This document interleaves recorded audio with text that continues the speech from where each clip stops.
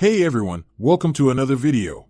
Today we're going to talk about issue number 15 of Uncanny X-Men From the Ashes, written by Gail Simone and art by Andre Bresson. But before we dive into the story, I want to ask you a favor. If you enjoy this video, please leave a like and a comment to help the channel grow. So with that said, up to this point, the Outliers, led by Death Dream, discovered a mysterious graveyard near Haven House guarded by the menacing Man-Thing.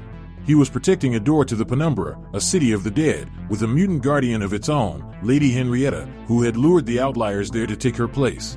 So with that out of the way, this issue opens outside of New Orleans as a long-abandoned Hound Sentinel came online. And once it was activated, it arose from the swamp and instantly locked onto its newest target, Haven House, the home of our X-Men team. So as the Hound set off to stalk its prey, we then jump back nearly a century into the past with Henry unleashing all her rage on the service member. And during this confrontation, Henry's diary went on to say, "Despite my trials, I have always strived to be a temperate and Christian woman, mild in both aspect and demeanor. It was the example my mother set. I have remained a godly woman in her honor. But when I think of this man, this cad, this hateful creature, I am fully inclined to forget my sense of charity." With that expressed, Henry went on to say, "For 200 years, since before this was a country of its own, your people have hunted us mutants. You called us witches and demons. Barred us from decent life at every chance you had. You hounded us, imprisoned us, vivisected us while we still took breath. And in the final, cruelest indignity, you don't even let our bones rest in peace, where our loved ones may see us and feel some measure of comfort. You won't even leave us that. There is no end to your hounding on this side of the grave." With that stated, Mr. Miller cried out for Henry to stop and stated that she can't just murder them. To which, Henry replied by saying, "You shot this good young man who was only trying to protect me. You would be surprised at what I can do in this moment." But before Henrietta could do anything, a voice came from behind her saying, "You are Henrietta Benjamin, yes? Welcome to Haven House, young lady, and please tell your friend to set the car down softly, if you please." Following that, we then jump back to the present day with Gambit holding a blanket, trying to warm up Rogue after her battle against Sidure. And as he held the blanket, his narration stated, "If I were to boil down every piece of wisdom I ever took in, I'll say, don't ever fight an ice dragon in the sky."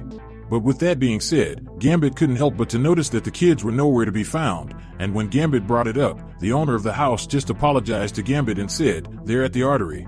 And by Gambit's response, he knew exactly what that place was, because Gambit went on to say, "That place isn't safe at all."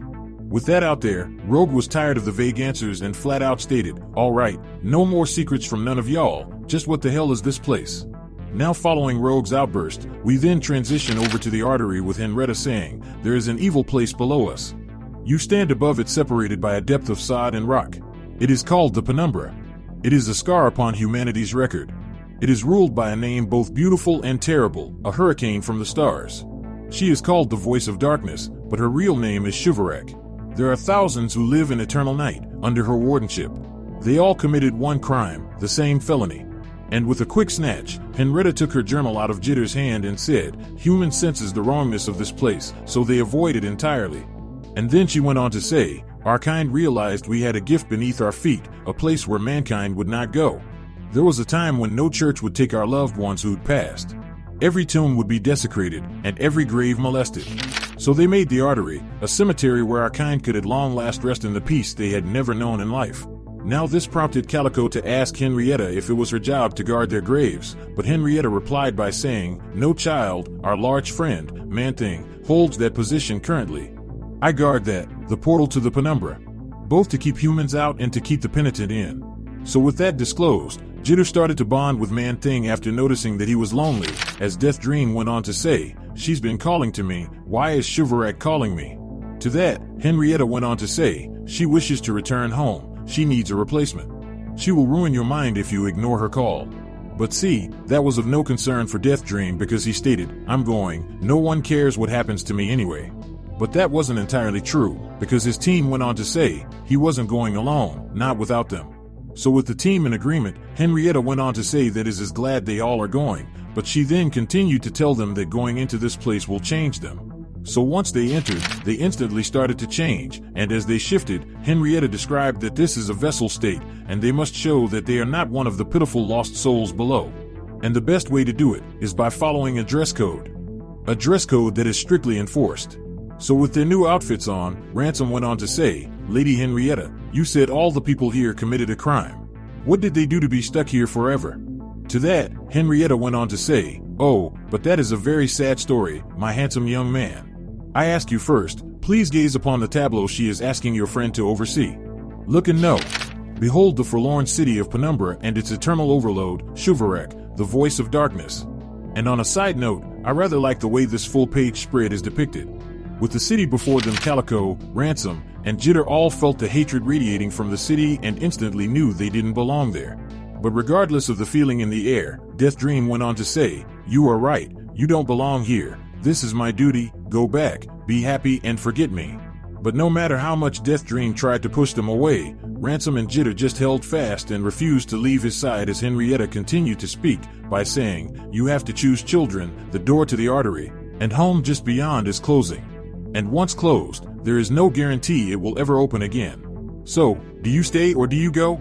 Now with the clock ticking, no matter how much Death Dream made his case for his friends to leave him, they all just doubled down and tripled down on their commitment to stand with him.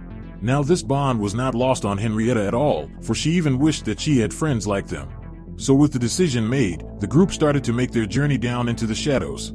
And as they walked, one of the Outliers went on to ask what did the people do to get imprisoned in a place like this.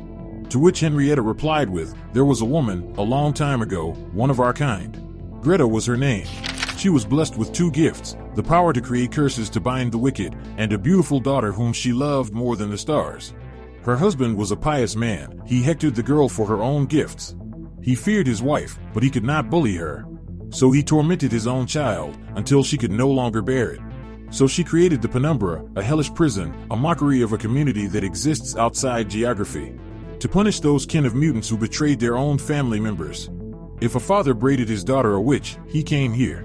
If a mother informed the constable about her husband, she came here. To their eternal regret and unending torment. So with all that out in the open, we then jump back over to the Haven house with Rogue and the rest of the X-Men completely filled in on what the artery is. And as you may have guessed, Rogue was not happy about what the kids were walking into. So like the boss she is, Rogue was ready to set off and do what must be done to save the kids. So as the X-Men set off, on the next page we see the Outliers making it to the village. And once there, Henrietta pointed out that all the people, all the villagers, are cursed souls who betrayed the afflicted in their own family. For their own safety, or for spite, or just plain bigotry. And then Henrietta went on to say, many are regretful, they've had decades, sometimes many decades, to contemplate what they've done.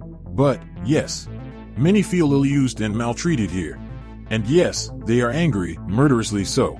So as the villagers charge towards the Outliers, we then jump back to the past with Henrietta freaking out about almost killing the service agents. So as the man started to come for Henrietta, he asked one of his friends, Witchfire, to heal George.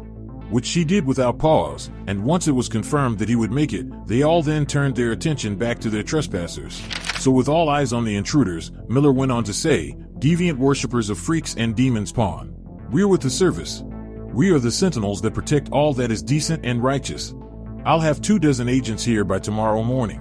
We'll burn you out, we will raise your very memory. So with all that expressed, the man just simply replied by saying, oh, my dear fellows, what makes you think you are free to leave? So with the realization of death setting in, the service members started to freak out, but before the deed was done, the man stated that what they do next is up to Henrietta. And in a twist, Henrietta decided to let them live, knowing the risk that may come with it. So with the ground laid for future violence, we then transition back to the artery with Ransom and Death Dream ready themselves to hold back the wave of people. Because up to this point, Jitter had already used her power past her max, and Calico wasn't sure if she could use her power without Ember. And just like that, the fight was on, and during the battle, Jitter told Calico to run and get somewhere safe, so as Calico ran, she shouted out that she loves her. But no matter how hard they fought, the Outliers were quickly outnumbered and were on the verge of defeat until, on the next page, Man-Thing showed up. And let's just say, a lot of the villagers showed fear. See, Man-Thing wasn't the only one who showed up, for the X-Men was also on the scene.